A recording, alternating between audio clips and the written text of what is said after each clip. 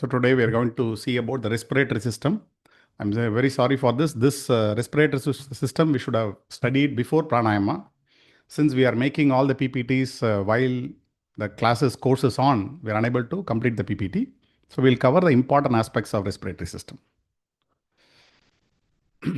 So like the heart, we always give importance to heart because we say heart works 24/7. Not only heart, the lungs also works 24/7. It is because of the continuous effort of lungs, we are all here. So what is this respiratory system? Respiratory system helps us to breathe in and breathe out, keeping us alive every moment, that all of us know. And the part starts from nose and mouth. So people always think respiratory system means in the lungs. Yes, the major part is here, but it starts from nose and mouth. Throat, windpipe, lungs, we are going to see each and every part. And it lets us live. The respiratory system helps us to live, play, do work and all those things by giving us oxygen and helps us to throw out carbon dioxide. In fact, one of the Guru's words, he says, whenever you see tree, you should always think 50% of your lungs is there, hanging outside as tree. When we start thinking that tree is my other part of the lung, because you can let out carbon dioxide, who is going to give oxygen? The tree is going to give oxygen. So if you want your respiration process to complete, we need trees. So trees are equally important, like 50%. The partner in the lungs is trees. So what are these lungs? These lungs are spongy organs. You have left and right. Two lungs. We are going to see a little more detail in the next slide. These are very soft, spongy organ filled with air. When somebody drones also, when they are floating means the main reason is because of the lungs. Lungs are always light and it fills with air. You have a left lung and right lung. And the left side of the lung has only two sections. Right side has three. We'll see in the next picture. Left side has two because heart has to come over there. This lungs, heart, everything is protected by a rib cage, which is like a prison or kind of a box. You put that so that whatever we just play, we fall down, we get up, nothing happens. The rib cage is there to protect this. And the lung has to work with the diaphragm. What is the diaphragm? We are going to see. We already learned diaphragmatic breathing or abdominal breathing. So how diaphragm is very important. Because of the movement of diaphragm muscle, the air comes in and goes out.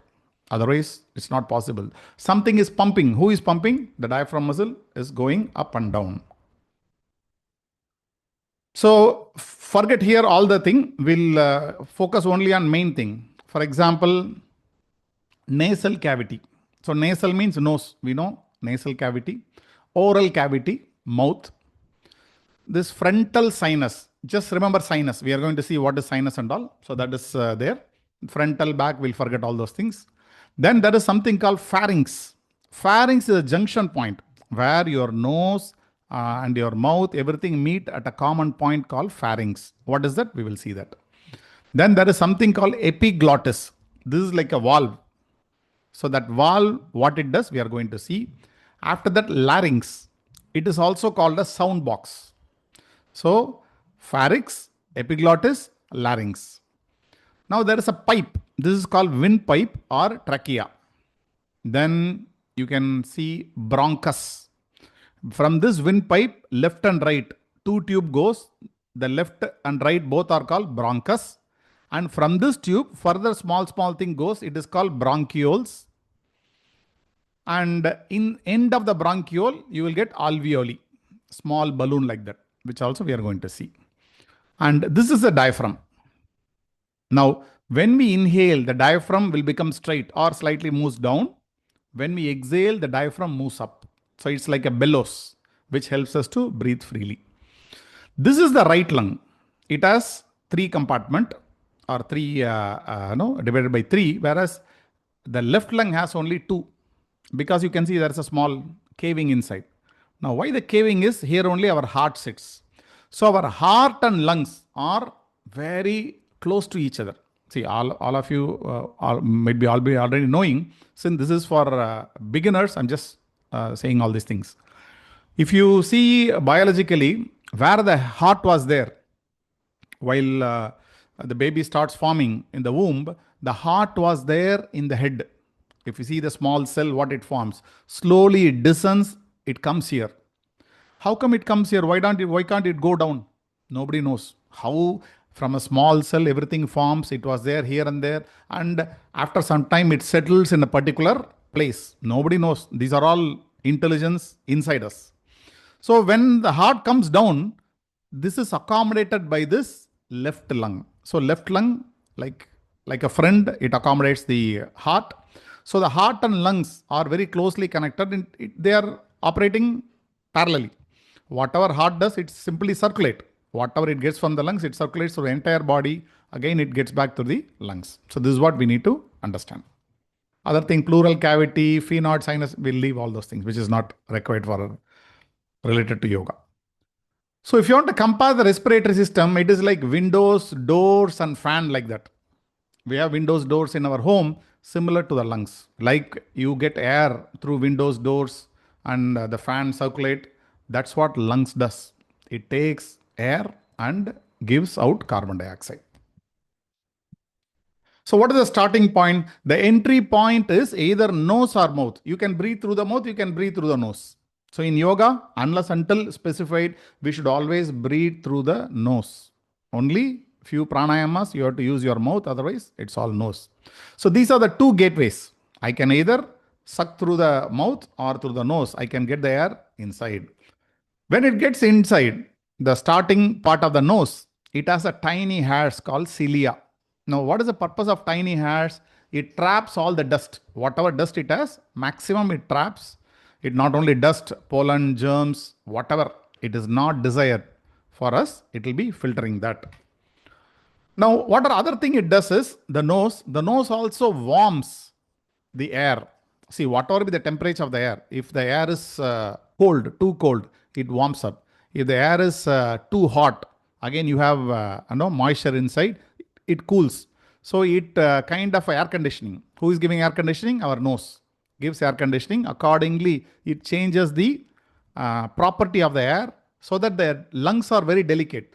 Lungs needs only certain range of the air, which this nose does and sends through the lungs.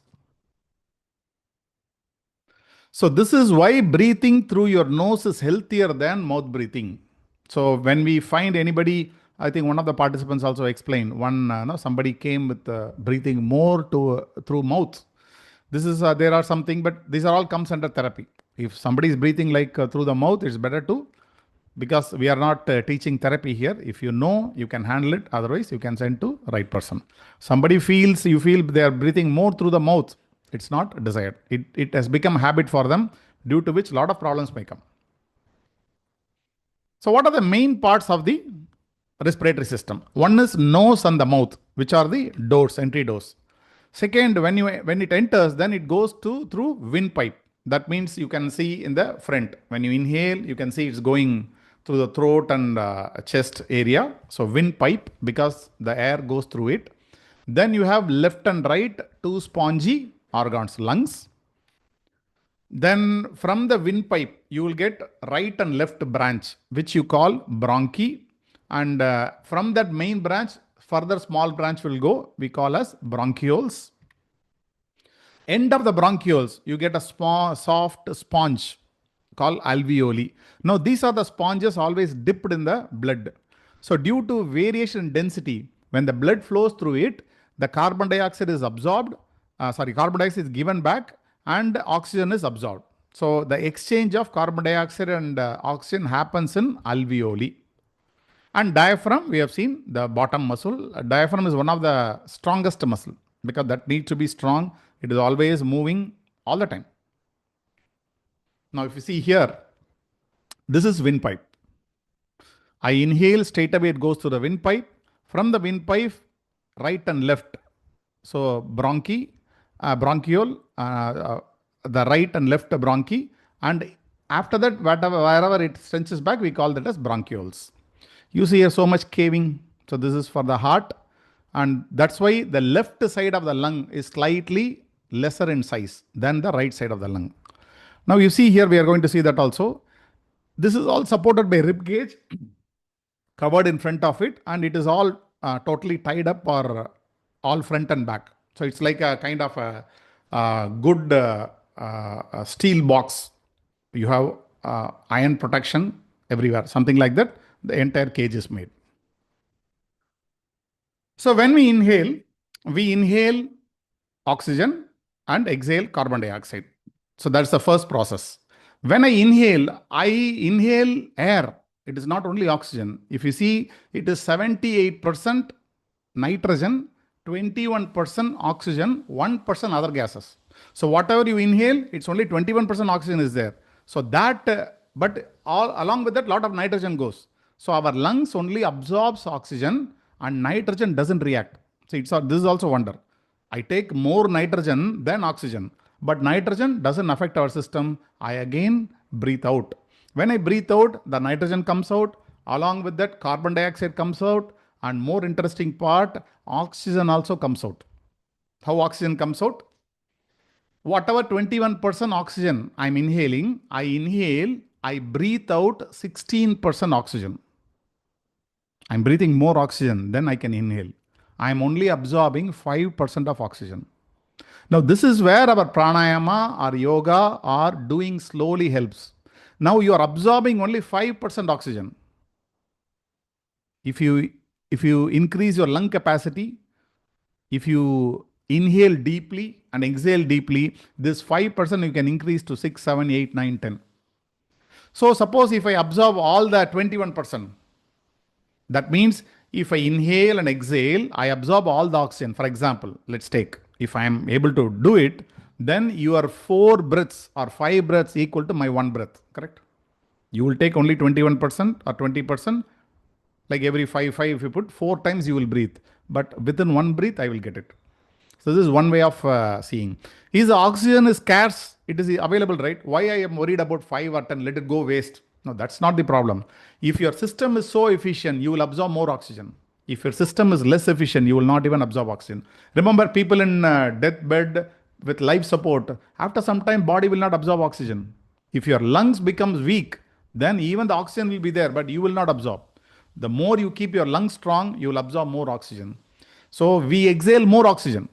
This is the reason many crowded places also will not faint, because everybody inhales only 5%, exhales 16% oxygen. Even in your room, if you close all the doors and sleep over, put the AC and sleep throughout the night, nobody is getting fainted. So you get little amount of oxygen is needed, which is already there in the air. So next is called uvula. I don't know whether I'm pronouncing right or not, which is a small grape-like thing, which is, if when you open your tongue, it is there inside. What it does is it helps to a lot of extent in speech. Certain sounds, it helps us to get it. That helps us, and it protects the throat. It helps stop food from going up into your nose. So this is one of the protection. Many protections are there. One protection is this helps us. And if you touch it, you feel like vomiting. So that is a kind of thing you should not touch it. It also gives moisture to the throat. So we'll be thinking, when I pull my tongue out, what is that central thing hanging? So you can see, like, this is like kind of a bell. If you go to the temple, so this is like a bell hanging inside, and it rings silently to help you speak clearly, and it guards the sacred path. Whatever the throat, it protects. Now this is what it is, the center one.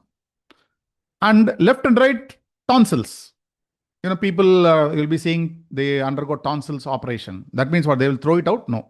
The tonsils here, it will become, the inflammation happens. The size becomes bigger. Then they will cut it and remove the extra one. Because why it's get affected is they are part of the immune system. Whatever the air goes either through your mouth or through your nose or through food, if any bacteria, anything, germs enters, this tonsils protects us. It produces 2 tonsils, left and right are there. They produces antibodies to fight infection. So it is like 2 policemen or 2 guards standing at the gate of throat and ready to protect us. See, so much God has given. Though we go ignoring everything, we have our own protective mechanisms for it. Now, next is sinuses. What is sinus? So they are like air pockets. Next picture will be more clear. You will get empty air pockets, like it's empty room in few places in our face. Why the purpose is they are filled with air because the skull is so heavy. Our head is so heavy. How to balance it through our spine? So when you fill with air, it gives some kind of lightness. Second is they also trap germs. That's why, whenever you get cold, you get mucus accumulated in the sinus and we feel headache and a lot of problems. And they also protect us from that. They also moisten the air so that proper moisture is maintained when we inhale. And it also acts as a kind of a echo chamber. When you have a speaker, have you ever used, when you use a phone, when you're driving a car, you put it in the odometer. There's a simple compartment. If you put it in speaker phone, suddenly it starts giving more sound. If you put any speaker in an enclosed space, small space, the sound increases. Similarly, this becomes echo chamber. When we talk, this empty spaces, it vibrates. Because of this, the sound gets, amplitude increases and able to reach the voice sound increases more. So this is all sinuses. See, front here, near the cheek area, all those places. So this is where we get headache and all. So these are all filled. If they are filled with mucus, then it's not working fine. It get all the problem. So it should be empty. So it acts like a voice chamber. It acts like a kind of immune system and traps germs, and it also moisturizes the air going inside. We don't have to remember. It's not required. Just sinus, what is required, that's enough for us. So when sinus gets blocked, people always say I have headache, one side headache and all those things. Then you will get headache and pressure around your face. Mucus will form, stuffy nose, always feel like a lot of tiredness will be there, want to take rest and feeling heavy. All those things are the indication that sinus are blocked. Next is pharynx. Now what is this pharynx? They are the junction. That means it's a common point. Whether you eat or you inhale, both has to cross through this pharynx. It's a common area. It is in the junction between the esophagus, the food pipe and the windpipe. So when I inhale, there is a pipe through which the air goes. When I eat, there is a pipe behind this, the windpipe through which food goes. So these two have a junction called pharynx. Now you see air goes from your nose or mouth through pharynx, windpipe and lungs. When you eat, what happens? When you eat also, food goes through pharynx, food pipe and stomach. So before getting into windpipe or food pipe, this pharynx, it has to cross. Again, this is also, you can see here, this pharynx. Either you eat it, you have to cross, either you inhale, again it will cross. It's a common junction point, maybe slightly below here. This is pharynx. What it does? It helps us to breathe and swallow safely. It also supports our voice. It's only supporting, but main voice system is next we are going to see. It guides air and food to the right place. Of course, it supports in doing. There is other organ we are going to see which exactly helps open, but it guides. That means it's like it paving the way. If food comes, where to go. If air comes, where to go. It also protects you from germs. You see, every organ inside the mouth or the system, the upper respiratory system, is made up of segregating something so that it protects me. Then below the pharynx is called larynx. So this is called as a voice box. See, when you say, just touch here where the vibration is there, this is called larynx or the voice box. Exactly here when you say it as throat. This is also like helps you to talk, breathe and protect your lungs.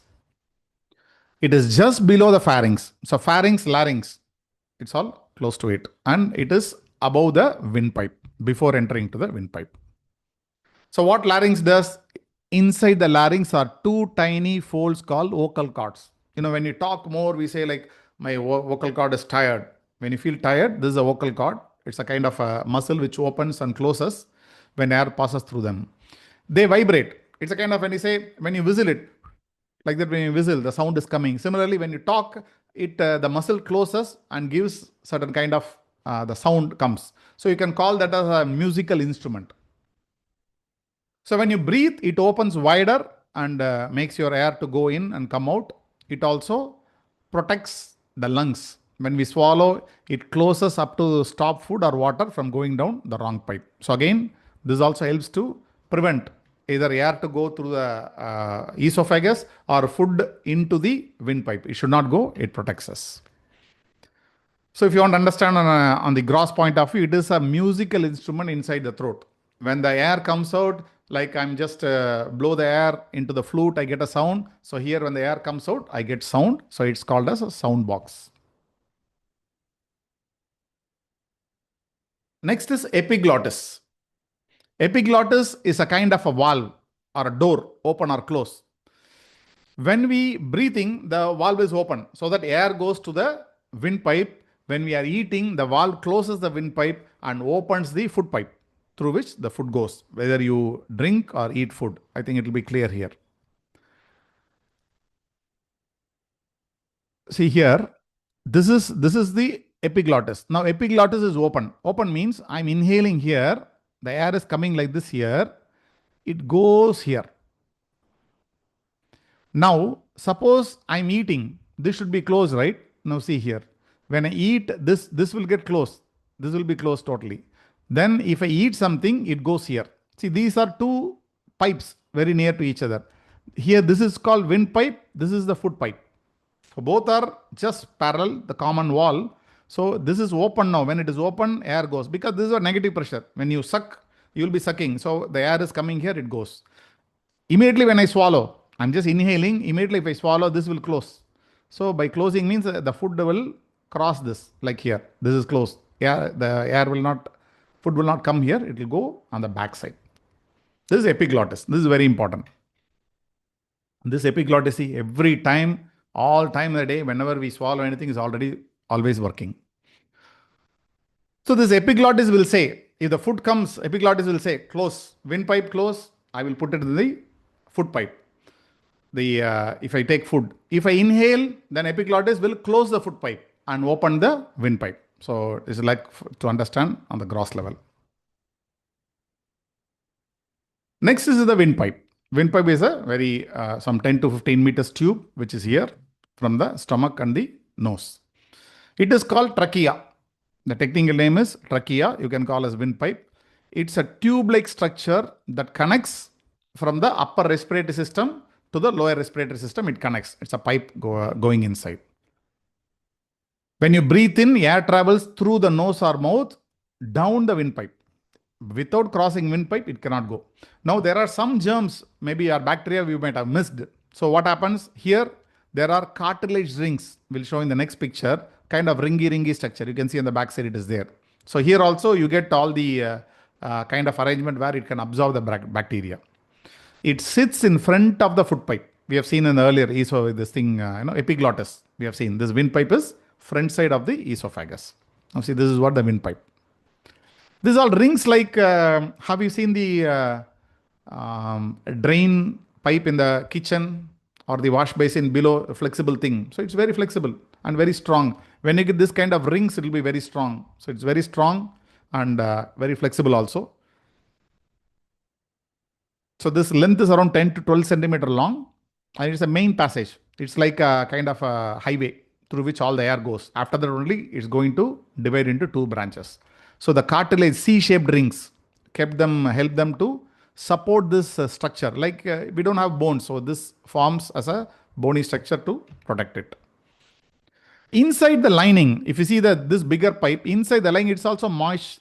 It will be moisture will be there. Along with that, again, a kind of a cilia will be there, little hair-like thing. Because if any germs missed in the nose, it comes here. You see, when you get cold, when you say you will get the phlegm coming out. So it's all deposited here. The phlegm which is stuck to the wall, the nature is anything stick on it, it slowly comes to the top. So that's the arrangement. So it helps that. So this is also a protective mechanism, making sure nothing bad, undesired goes through the lungs. So when this trachea or windpipe goes, then it gets into main road is given into two kind of a smaller roads to left and right of the lungs. So the main thing which left and right branch goes is called bronchi, which are the main gateways or the main tubes through which the air starts going deeper into the lungs.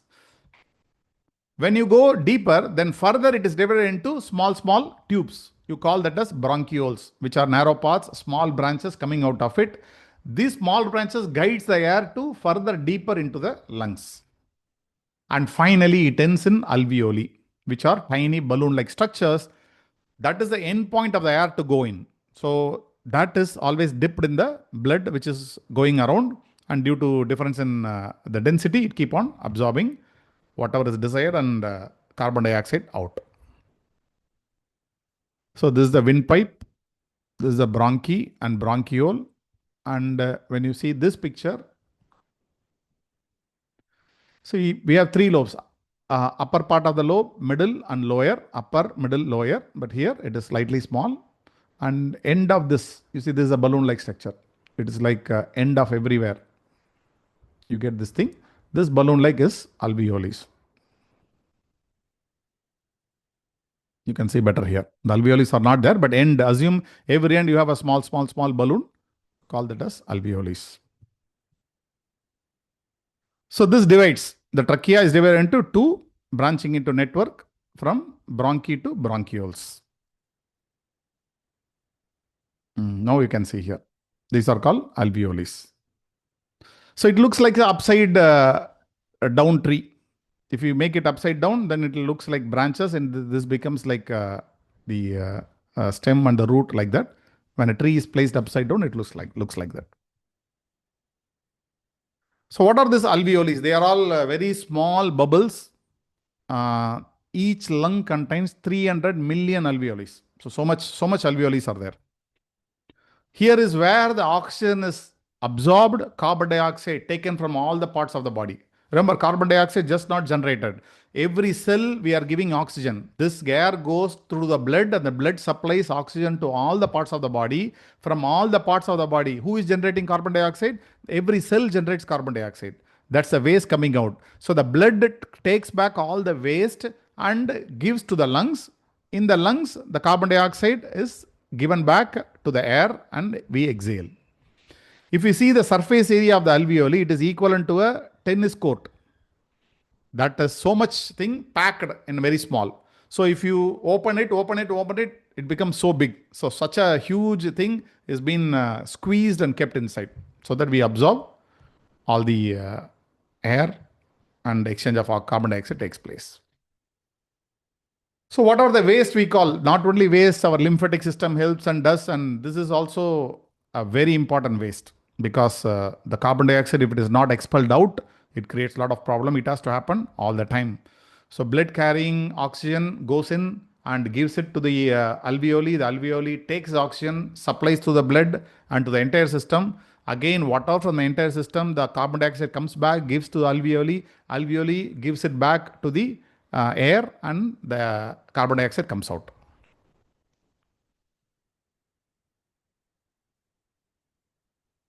The next below is the diaphragm. So diaphragm is a dome-shaped muscle. You can see here. So this is a dome-shaped muscle. This separates the upper and lower chamber, where above it you get the lungs, heart and all those things. Below you get all the stomach. The stomach, small intestine and all other liver, all those things, everything comes here. So this clearly forms a kind of a partition between upper and lower thing. So if you inhale, this comes straight, little down, and if exhale, it goes up.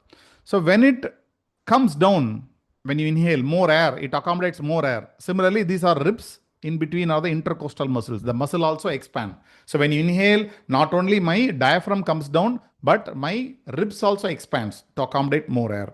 But air is not reaching here. When we say abdominal breathing, people beginner should not assume it's going down. No. Because this diaphragm is coming down, our abdomen is coming out. When I exhale, the diaphragm goes up, my abdomen goes in. So air is only here in the lungs, but because it is expanding, this is coming out. So when I inhale, it flattens or comes down. When I exhale, it rises up. So how diaphragm operates? When I inhale, diaphragm moves down, ribs moves out. When I inhale, ribs has to expand, it moves out. Lungs expand and the oxygen is taken in. When oxygen goes inside, the gaseous exchange happens. From the alveoli, oxygen is absorbed. Whatever carbon dioxide is there, it is given back to the lungs. And when I exhale, the diaphragm moves up, ribs move in. Remember when we say when you raise the hand, we need to inhale. Chest expansion, hands moving up. All those things, the intercostal muscle of the ribs, you are expanding. When it expands, it is inhalation. When it contracts, it's exhalation. And this keep on moving. So these are the ribs. You see here, this ribs you have, its center part is called sternum. This is all very strong muscles. Even if you fall down, the fracture may happen in the ribs, but it will surely protect heart and the lungs. And this sternum is connected on the backside through the spine. It's all totally kind of a proper support with all the bones so that it is very sturdy. So when we breathe also, this rib cage keep on moving. I can move if you see the yogic breathing, we will have abdominal breathing, thoracic breathing, and clavicular breathing. So in that case, it will be moving. All the rib cage you can find expanding. So this organ, like heart, we said it's 24/7 to keep on working. So this is our, the main purpose of pranayama is to increase the lung capacity. Like we said in the advanced class, which we are going to see is how to increase the capacity. Now I'm using only the upper part of the lungs. How to use the middle part of the lungs and lower part of the lungs without any drastic change. How to attain it, we'll see. So take care of the respiratory system. How to take care, avoid smoke, pollution, all those things. Do exercise regularly, because when we exercise, we inhale more oxygen, exhale more, and the rib cage keep on expanding and contracting. The abdomen expands because diaphragm comes down. All the whatever the muscles related to respiratory system moves. So it prevents better to avoid any infection going on. And breathing fresh air, we always say like it gives more of prana. The more prana can be there outside, but the prana can be absorbed only when you have good lungs. So with this, we finished the first phase of it, which we missed this. We are supposed to cover it earlier. And I would like to point three people. We have Om Prakash sir and we have Selvaraj sir. We would like to, my personal thanks to these three people. Venugopal sir, I don't know whether he's there or not. Selvaraj sir and Om Prakash sir. We should get inspired by these three people because they are all have good knowledge in yoga. But whenever we conduct class, all the three people always attend. And I've seen Om Prakash sir and Selvaraj sir always keeping the camera also on. At this age, when they have this kind of learning attitude, we all need to learn this. Because they may be knowing all these things. Maybe if they listen for 1 hour, few points they get. But I don't know. I'm not sure whether I can be this kind of a learning thing at this age. But we'd like to, my personal gratitude to all the three senior people. Though they have huge knowledge, I know about Om Prakash sir and Selvaraj sir.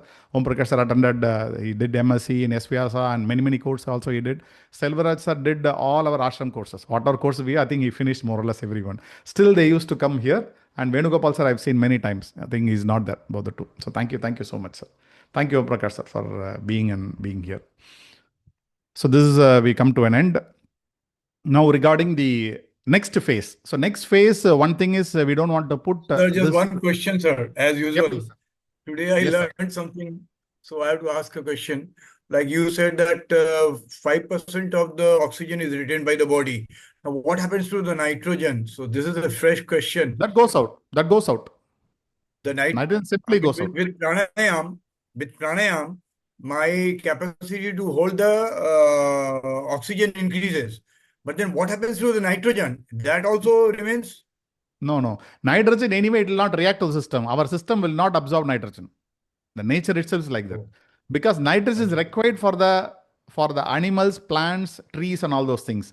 Anyway, God has to give more nitrogen to balance. Now, when we come to our course, we'll see, suppose instead of 21%, if there is 50% oxygen in the air only, 21% oxygen is there, 78% nitrogen is there. Suppose oxygen content increases due to friction happening in the atmosphere, the whole earth will get fire. It is very kind of inflammable thing. So it protects, nitrogen protects our earth from burning out. But same thing, see, same nitrogen is there, but it is not reacting to us. That's also like God made, we can say. Who is maintaining this percentage? Whether you go whichever part of the earth, how come 78% nitrogen, 21% oxygen? Who is maintaining the ratio? Nobody knows. So that's the beauty of when you see about. And also, is there any clinical this experiment on this, that how much capacity can increase? Like 5%, you said from 5% it can go to 6-7%. I mean, is there any clinical this thing on this, that how much it can go, 8%, 9%? Maybe, sir, maybe, because I know when we search for any research paper, we may get it. I don't have, but maybe we'll find it. Definitely. Somebody would have done it. Right. So when we get into the advanced thing, I want to make sure like whatever 81 asanas we have given, please, you should know what is the end posture. Whatever the name it is given, what is the end posture? Now, why we are asking this is, if you remember the end posture, then when we do the course planning, you can do the course. See, it's not the course for me to do. I can do it, but if you have a specific case, how you will do it? Only if you remember 81. You can add up more. For example, you might have learned another 20, 30 asanas. If you understand how to do the course planning with the 81 asanas, and if you know further 50 asanas more, then you can do the expand the same formula there and you can do it. So what we are doing is we are going to work out only with the 81 now. And pranayama will also come over there. So please go through all 81 asanas. The moment we say the name, you should know what is the final posture. With this is there, then we can design. I've just imagined like, some kind of like, for example, IT profession and teacher profession, kind of different kind of profession. Because somebody comes for a yoga class, you have to give asanas and pranayama based on the profession, because 8 to 10 hours they are into their profession. I'll tell you a small thing.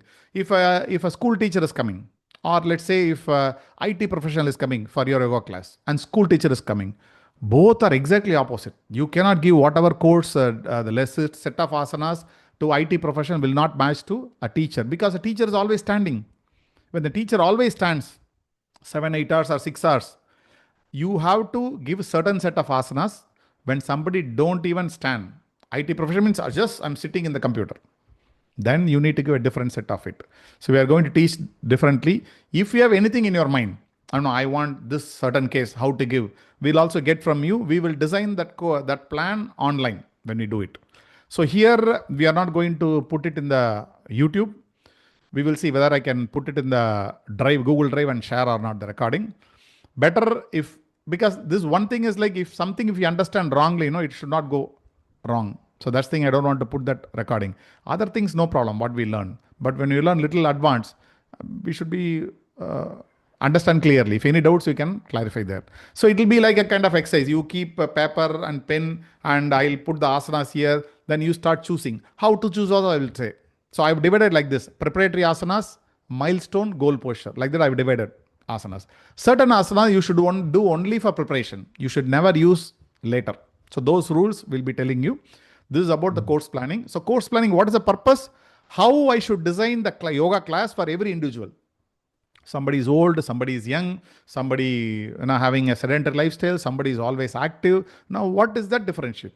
One thing we say is, for example, somebody is salesman riding on the bike. Always he rides on the bike. Simple common sense is, what is his posture? Seated posture. When somebody spends most of the time in seated posture, please avoid seated posture in your course plan. He's already doing that. When somebody is always standing, please avoid the standing posture. Not fully. You keep 1 or 2 for warm up. These are all very common sense. Don't think it's a rocket science. It is not a rocket science. People make it big. I can see only very few institutes take the classes for this, and the charge is exorbitantly high. It's worth for it. I'm not saying it's not worth, but it's not a rocket science. If you give me 2 or 3 hours, I'll give you everything. Not a big deal. But they will teach very slowly and do. Why very slowly means you have to by heart all the 81 asanas. Because I learned that way. One semester you need to by heart Even somebody wakes you from the bed, you should tell, seek only what are the asanas, what is the end posture and all. When you get trained like that, doing course plan will become easier. If you don't remember the 81 asanas, whatever we teach, it will go away. Remember, when you learn a formula, it's a formula only. You can fit the formula anywhere, wherever you want. Similarly, where to use the counter poses and where to use the rest. Shavasana is very important. Where I should use the rest. All those things we are going to see all step by step. This is one. Next is ratio building. Like we said, for pranayama, how to increase the lung capacity. That also by ratio. This is also very simple. You can learn in 1 hour or 2 hours maximum. And this also we need dedicated time. So if you come to the class, preferably if you keep the camera on, it will be easy. Because when you lose it, again when you go through the recording, suppose if you share, suppose if you don't give the recording, you'll be losing that. And all these things, what I will do, I will send the material first. Because when you have the material, you don't need to take notes. Whatever slides I'm preparing, I'll prepare next 2-3 days time. Before starting the advanced session, I'll send you the slides for this course planning and also for the simplification. Now, simplification means what? Somebody is having big tummy. I cannot touch the ground. What should I do? Can I touch the chair in front of me? But if I touch the chair in front of me, is the Padasthasana or Uttanasana? I'm not changing the asana. How to know without changing the asana, how to simplify it? This is also simple. Whatever we are going to discuss, all simple, but lot of common sense and lot of practice needed to get into it. So that simplification we are going to see. If you take any asana, how to make it simple? So if you have a formula in hand, use the formula and see, can I employ this formula in this asana? So you can make it simplification. Apart from 81 asanas, if you have anything in your mind, you can discuss with us. We will also do the same thing with that. If you want, we can do the course planning with it. We can do simplification with it so that you will be comfortable. We'll spend more time. There is no time for us, right? Even if we cover, we'll spend 1, 2, 3, whatever session you want. Every time you come with a course plan, we'll do the correction. What work we have, right? Only learning is our work. So we'll do it joyfully. So whatever I know, I will share. Whatever you have, I will take it from you. So this is about it. One is simplification, course planning, then ratio building pranayamas. Then you have Yoga Nidra meditation. So Yoga Nidra, again, we are going to give a standard practice, which you can use it for anyone. Whether somebody is a child or somebody is an adult, somebody is a senior person, somebody is having stress or somebody has some other ailment, doesn't matter. Use this, maybe we'll give 1, 2 or 3 variations we'll give. Use the 3, I think, don't change anything. Because this is for people not to change. Because if you change, a lot of things are there. What is the contraindication? What is that you should not do in Yoga Nidra? We'll surely discuss. Because many people use Yoga Nidra as a therapy. That means what? My back pain has to go. There is something called Sankalpa, resolution. You have to take that resolution. My back pain. My back is fine. People start taking that. Better don't use Yoga Nidra for any of the small things. You ask something higher. We'll discuss what kind of resolution I should take and all.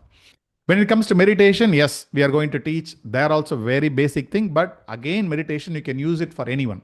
See, we are putting certain protective mechanism because I'm seeing many teachers so happy in talking about chakras, energy, this, that, healing, everything. I don't know how many people learned really from a traditional background.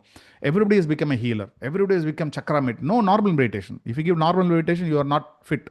If you give chakra meditation, then you are fit. And people say, I will awaken this chakra now. Muladhara chakra, I will awaken. Manipur chakra, I will awaken. I don't know. I'm really feeling painful when people talk it. Better not to use those terms because it's not required. Why we need to talk chakra? I've seen a few great healers. Means they spent a few years in Tibet. One person whom I know recently have got a connection. He's also a healer, but he's a, what to say? He's an acupuncture, a kind of a person, acupressure, who does very devoted. If you see him, you will see him as a saint. He's a very grahastha, living with family, but the way he talks and all, so much protective mechanism his guru has put. He said, I am so fortunate I got my guru and I served him 3 years in Tibet. And the moment I came to Chennai, he said for few years, he's unable to get even one patient. He's he was earning a lot in IT. He left everything and came. He said, first few years, I was just asking people, come.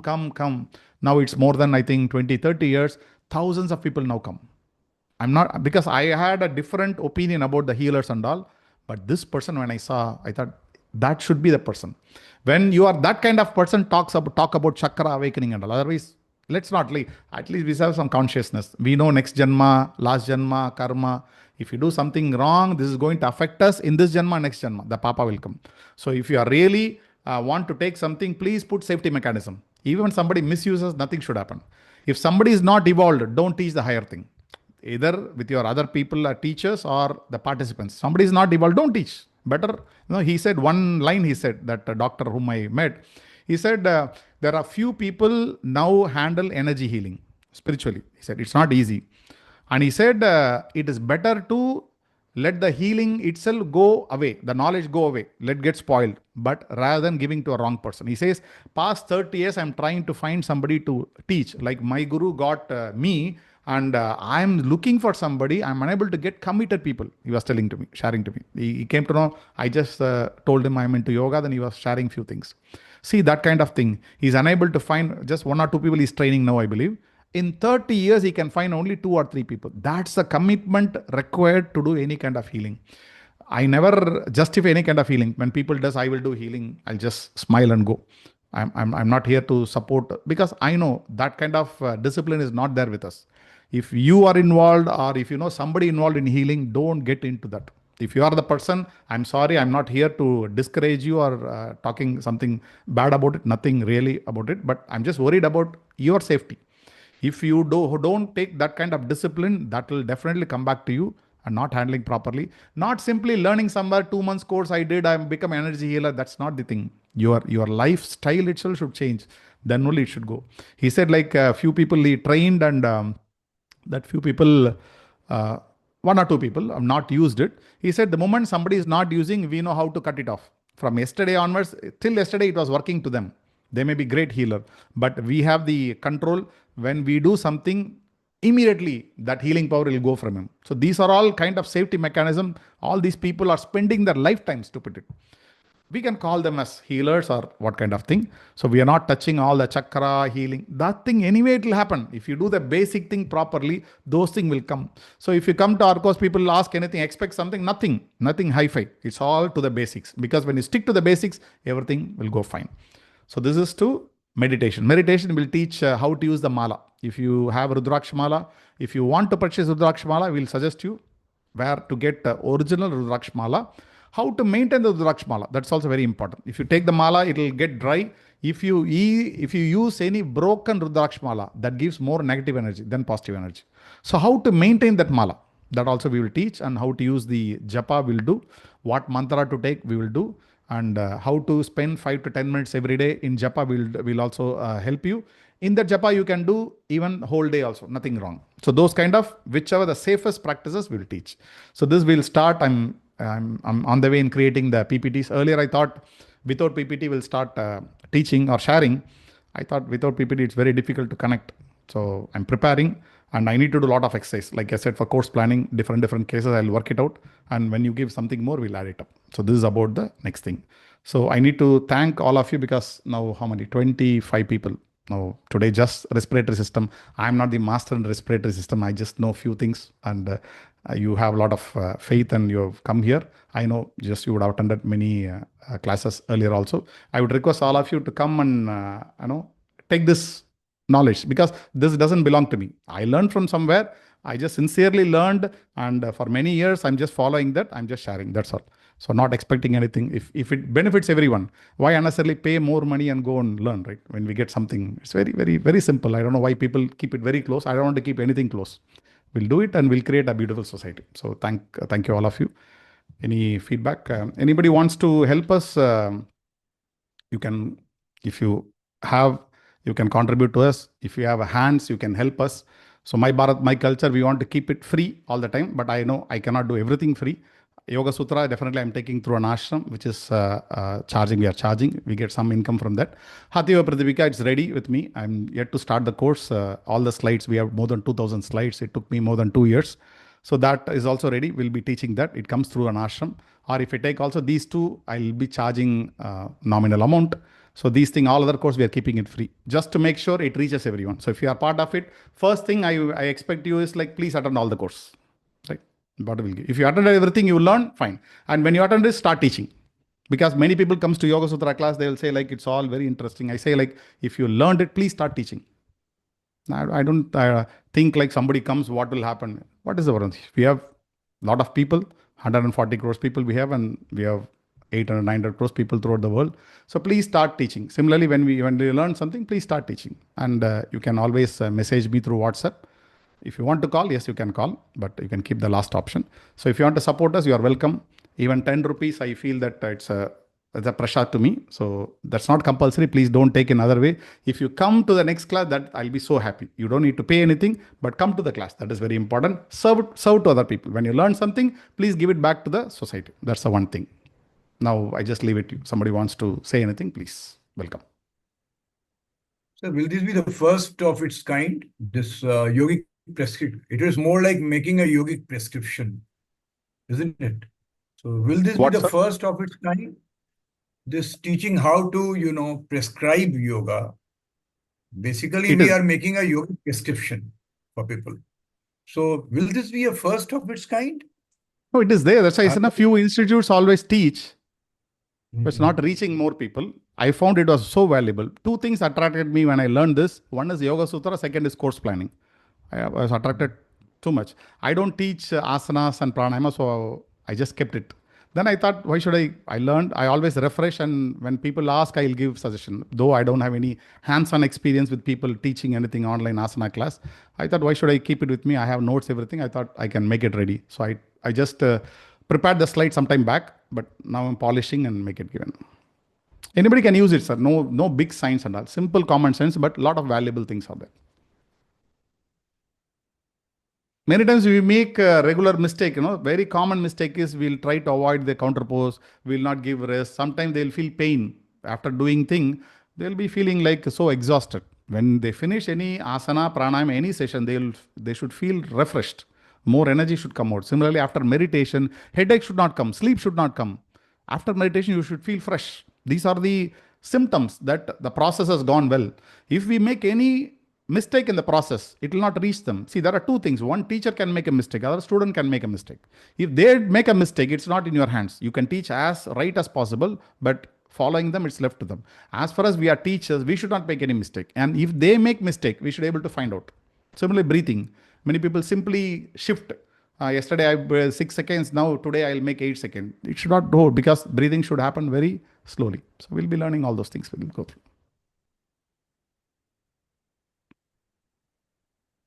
Any questions? Any comments?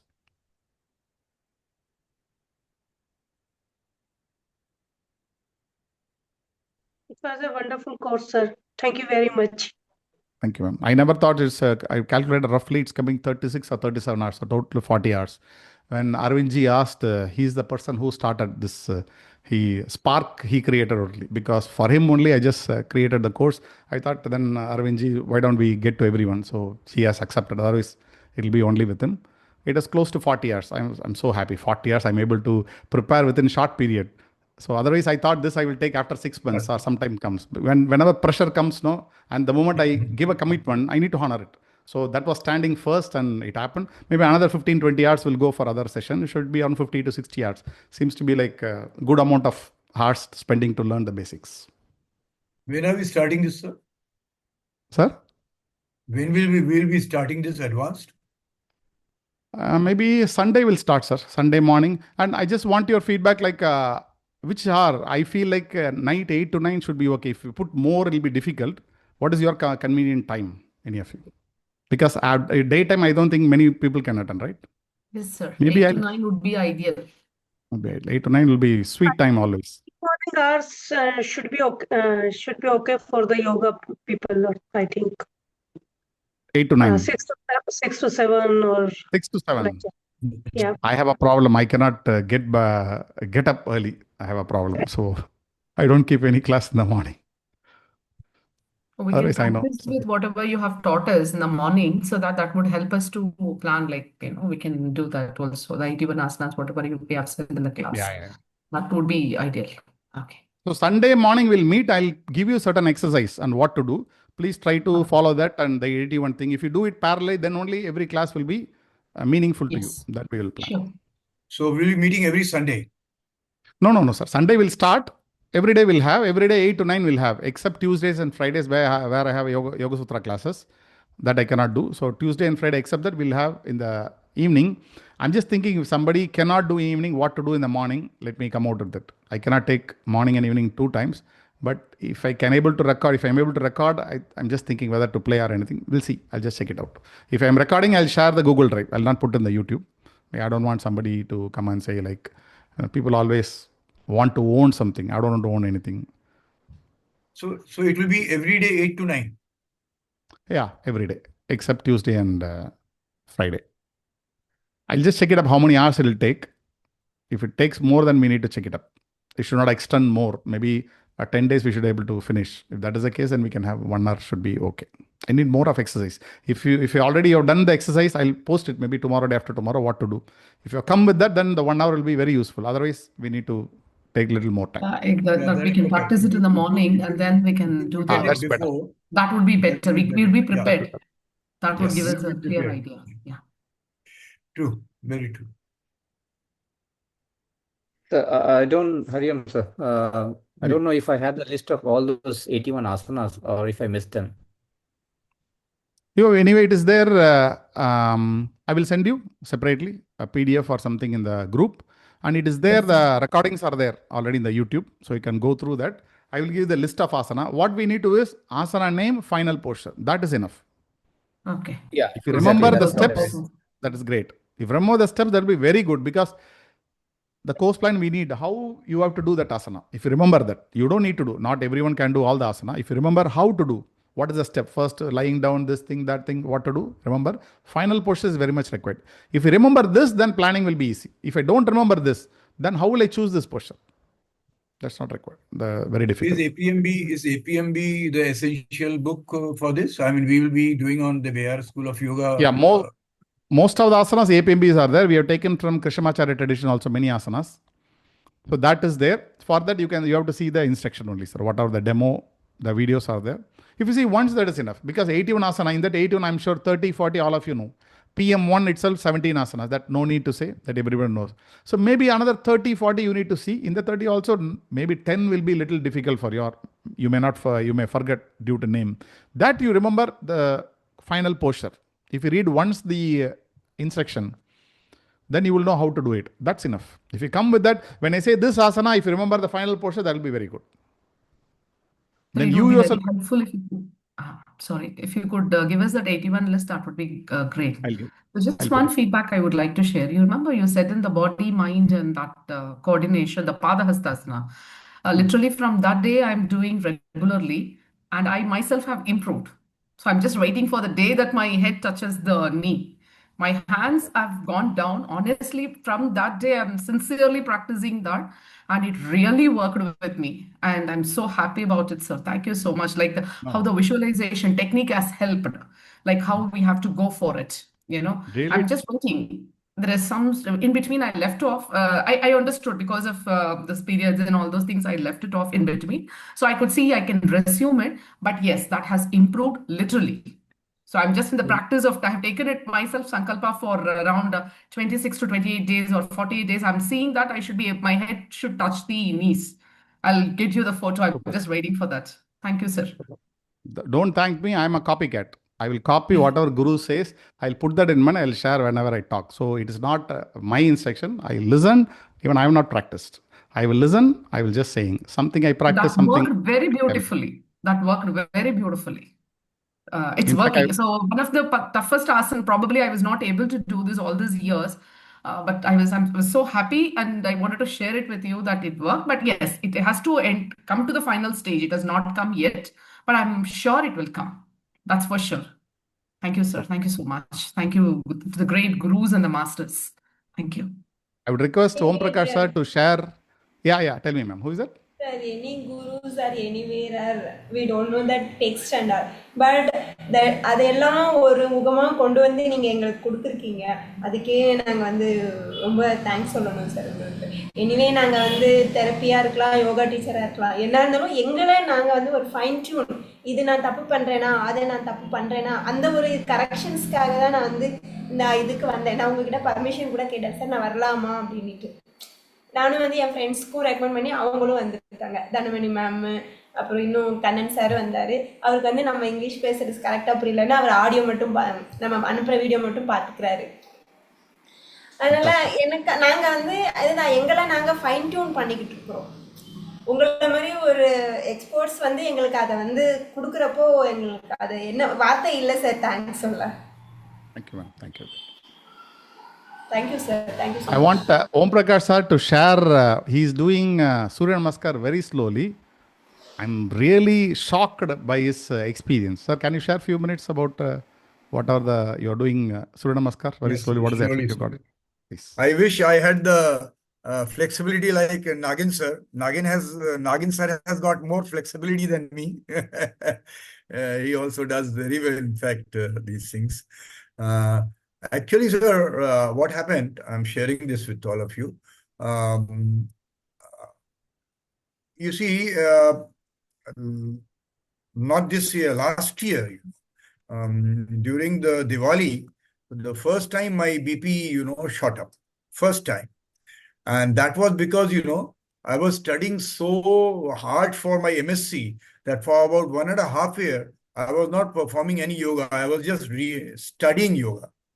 And thanks to sir also, Balamurali sir also, his lectures and all are so enchanting, so that I will study and study and study and study. That's all. So I quit my yoga. And as a result, due to the business tensions and all also, I experienced, high BP. Then I started doing my yoga again and all, and sometimes the BP will be in range, sometimes it will be not. So 4-5 months I took medicine. After that, Balamurali sir once, I came across one of his, videos on Surya Namaskar, that how to do Surya Namaskar slowly in about, 12 cycles, in about 32 minutes. And then, it struck me that I had quit Surya Namaskar because it is for high BP people, Surya Namaskar is not prescribed. But then I thought that the dynamic nature of Surya Namaskar has been taken away. And, it becomes almost passive if I do it in 32 minutes. And then he, in the same video, or I think in Pawan Muktana's series only, he taught us that how to do it with Ujjayi. So I started doing with that. I mean, within 6-7 days, my energies, shot up. And after doing Surya Namaskar for 12 rounds with proper mantras and all in the sun, in the morning sun, I would measure my BP. I mean, amazingly, after 12, this thing without taking any rest or any shavasana, just chanting few, Shanti mantra for maybe a minute or 1.5 minutes, I would take my blood pressure. The blood pressure would go down. It will not shoot up. Whereas in my previous experience, whenever I would do Surya Namaskar, the blood pressure will shoot up. Then I started doing it regularly. And now it has so happened that my blood pressure has stabilized, no more medicines, and my energy levels like before, like being at 76, my energy levels were like, a 55-year-old. But now my energy levels are like a 35-year-old. And even all, I could not, avoid the afternoon nap, power nap. But now in a week, 3 to 4 days, I'm avoiding that power nap also. So my body is so full of energy now. And one thing more, I developed a prostate problem also at the age of 72. And the urine output, also, when the doctors tested it at Bangalore in Narayana Hospital about 3 years back, the urine output was, something like 170, 180 ml. But after doing Surya Namaskar for about a month, my urine output has gone up to 350, 400 ml, which is normal, absolutely normal, So, and I used to take Ayurvedic medicines, but my Ayurvedic medicines also have come down by 90%. after doing just this Surya Namaskar. Sir, yesterday it took me 42 minutes to do 12 rounds because I got so engrossed in the mantra, chanting and all that thing. And it has given me a lease of life. 12 rounds, I And, don't know how many people does 12 rounds Surya Namaskar. I don't know. You are doing 12 rounds very slowly, need a lot of patience for 45 minutes. And on each action, I mean, on each yogasan, I'm stopping for 3 breaths. Right. Staying, it does wonders. Yeah. Thank you, sir. Thank you. I came to know Sadhguru Isha Foundation. He does one Surya Namaskar for 45 minutes. One Surya Namaskar. 24 steps. He does for 45 minutes. It is through one of his lecture. I noted down. I did it. Lot of benefit I got. That's what. After that, I start saying. Now, one Surya Namaskar 45 minutes. You'll be losing all the temper. How to do it? Stay in every posture. So it's like that's the power of stay in the asana. We are going to see that also. What is the stay dynamic? Which asana you should stay? Which asana you should not stay? All those things we are going to cover. Thanks. Yeah, a lot. that I have modified. Like since I had high BP, in your Parvatasana, I'm sorry, what is that? Parvatasana, yeah. Yeah, Parvatasana.